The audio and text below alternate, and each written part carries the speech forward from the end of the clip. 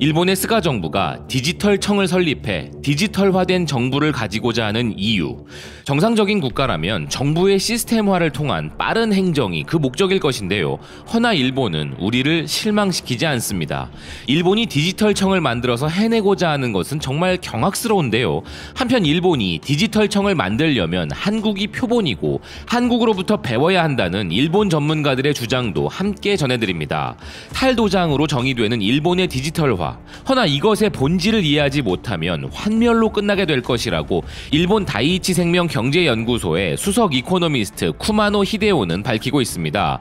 그는 마이니치를 통한 칼럼에서 일본 행정의 디지털화를 과감하게 진행하지 않으면 안 된다고 하는 것이 일반적인 일본 국민의 생각이지만, 이런 디지털화에 대한 기대와 환상이 크면 나중에 환멸을 느끼게 될 수도 있다 경고하고 있는 것인데요. 정부는 정부 자신이 그 목적을 명확하게 내걸어야 한다면서 누구의 이익을 위해 무엇을 실현하려고 노력하는가 하는 점이 중요한데, 현재 디지털화는 어디까지나 수단에 지나지 않고 업무의 대상을 확실히 하지 않으면 새로운 예산 획득을 위한 구실이 될 뿐이며 결국 관련 예산만 부풀어 올라갈 것이라 경고하고 있는데요. 필자가 말하는 일본의 디지털화의 목적은 과연 무엇인가 하는 질문에 일본의 머니보이스는 일본 정부에게 매우 충격적인 속셈이 있다 주장하고 있습니다.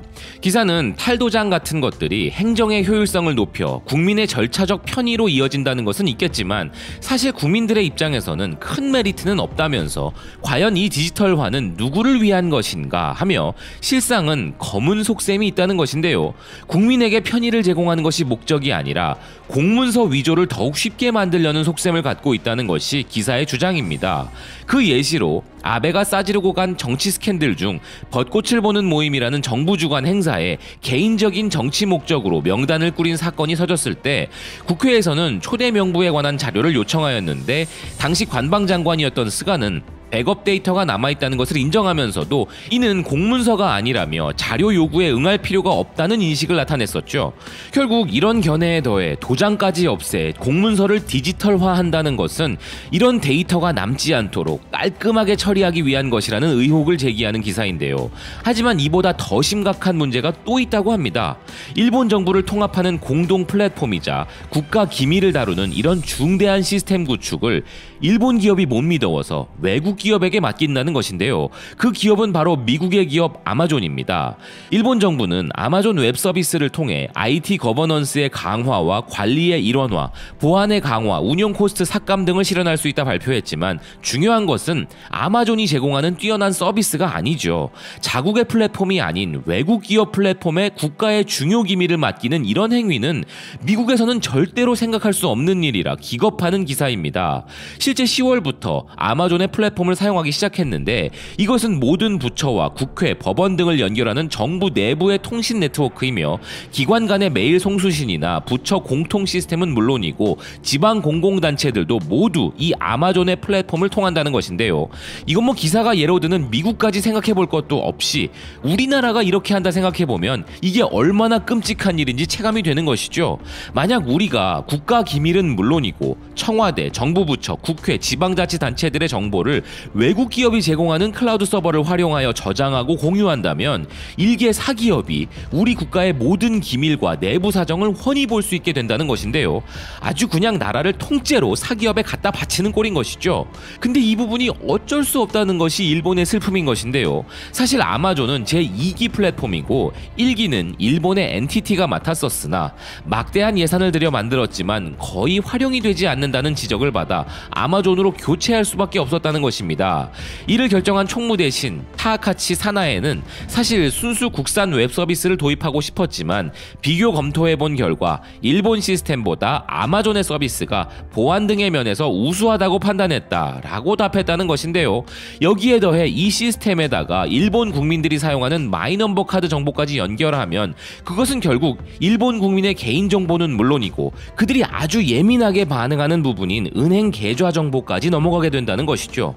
기사를 정리해보면 일본 기업의 시스템은 답이 없어 외국 기업의 시스템에 정부의 중요한 데이터와 기밀들을 업로드하고 국민들의 정보까지 업로드하여 온 나라를 연결하겠다는 것이 일본의 디지털화가 나아갈 방향이라 해석이 되는데요.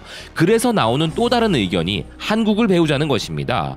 아사히는 스가가 디지털청 창설을 내걸고 지자체 간 정보 관리와 의료, 교육 등 부처 간 디지털 업무를 집약화하려는 목적을 갖고 있는데, 이미 일본은 디지털 행정에 앞서 있는 덴마크와 에스토니아와 같은 다른 국가들보다 늦었지만, 그렇다고 이들 국가를 따라 배우기에는 580만 명 인구의 덴마크와 인구 130만 명의 에스토니아를 일본과 비교하는 것이므로 의미가 없고, 참고할 국가는 바로 한국 혹은 대만이라는 것인데요.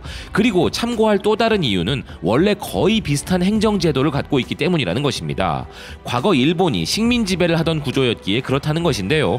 그 중에서도 대만보다는 인구 대비 일본과 가장 흡사한 한국이 더욱 참고해야 할 대상이며, 일본과 달리 중앙지방의 관공서가 통합 정보 시스템을 사용하고 있고, 재난지원금 지급도 몇 달이 걸리는 일본과 달리 스마트폰만으로 즉석으로 송금되는 수준이기에 그렇다는 것입니다.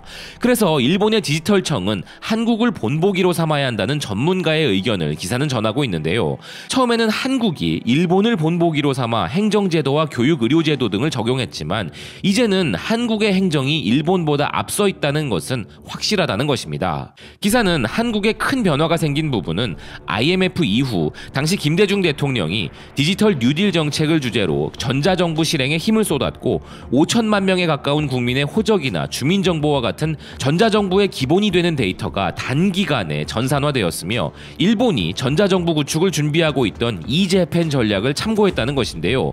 이렇게 2000년대 초반까지만 해도 한국이 일본을 참고하는 부분들이 있었지만, 거기서부터 한국은 발전 속도가 달라졌으며, 이때 이미 전자정부 전략의 중심을 이루는 정보화진흥원이라는 조직을 만들었는데, 일본은 이제 디지털청 창설을 위해 50명 정도의 관료를 모으고 있지만, 한국의 정보화진흥원은 일본 디지털청이 하고자 하는 일의 일부 기능만을 하는 곳인데도 500명에 가까운 직원이 있으며, 대부분 법률, 행정, 의료, 금융 등 각 분야의 박사학위 소지자들이고, 공모제로 결정되는 역대 수장들의 상당수가 미국에서 박사학위를 받은 전문가들로서 일본과는 큰 차이가 있는 수준이라는 것입니다.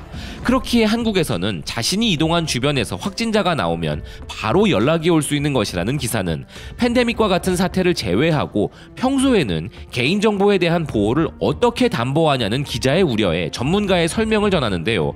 한국에서는 일단 공유 서버에 한 번 개인의 데이터를 맡겨두면 은행이나 관공서 업무에 별도의 증명서를 제출할 필요가 없으며, 개인정보 보호 차원에서 누가 언제 무슨 목적으로 정보를 주고받았는지 모든 기록을 남기게 되어 있으며, 경우에 따라서는 본인에게 직접 알리는 조치도 취하고 있다 설명하고 있는데요.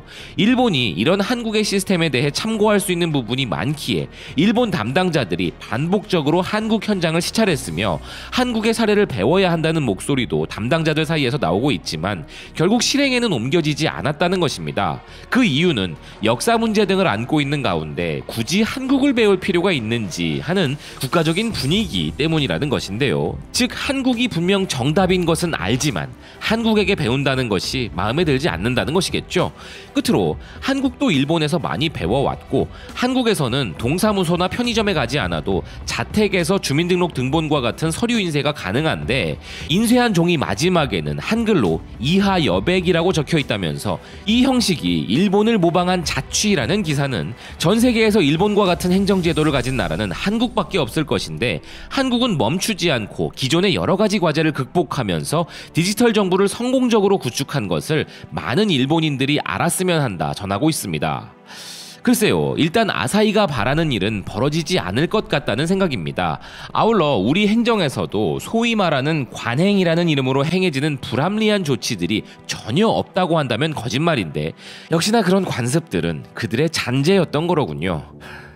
외국 기업의 국가기밀과 국민 정보를 갖다 바치고 쉽게 갈 수 있는 길을 돌고 돌아가는 한이 있더라도, 일본이 한국에게 배운다는 것은 일본의 관료 문화와 일본 정부의 입장에서는 거의 불가능에 가까울 것이기에, 일본은 그냥 지금까지 그래왔듯 지나간 과거의 꿈에서 깨지 못한 채 그저 살던 대로 살았으면 한다는 생각입니다.